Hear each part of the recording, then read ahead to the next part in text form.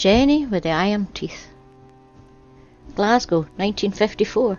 Times are tough for a lot of people, and south of the River Clyde lies a group of tenements known as the Gorbals, an overpopulated and poverty-stricken area of the city. According to local legend at the time, this impoverished area was the hunting grounds for a creature known as the Gorbals vampire. One dark night in September, the police were called to Glasgow's southern necropolis. There they found hundreds of angry children, armed with a variety of knives, stakes and other pointed weapons. The young crowd had even brought dogs with them to hunt the 7-foot-tall vampire, who they claimed had iron teeth and was responsible for the deaths of 2 local children. However, records show that not only did their search not discover any vampire activity, but there had been no reports of any disappearance of murders of children in that area for the entire year. So what was the true cause of this panicked community? Popular films, comics and other media of the time were blamed for the hunt, but there must be some shred of truth in there that mustered all these people into action. The graveyard itself backed onto an ironworks, whose industrial work would sometimes turn the night sky red. Children could play and hide in the long shadows the building cast across the necropolis, but why did the vampire have iron teeth?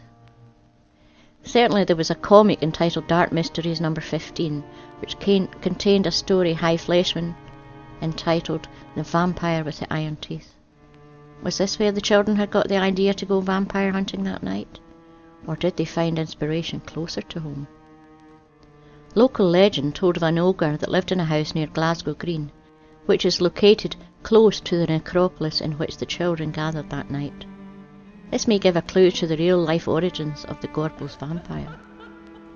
For it's known that living in that house were 2 elderly women, one of whom had taken a visit to a dodgy dentist and emerged with a mouthful of iron fillings exposed to the world.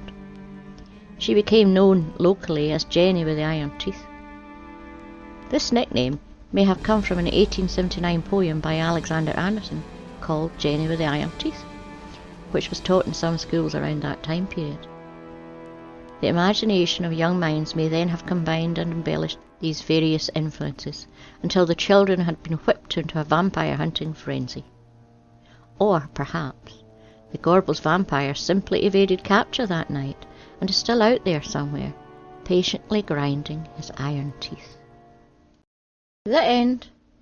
Don't forget to like and subscribe and press the wee bell notification. And a huge big thank you to all my subscribers and patrons. See you next week. Bye bye.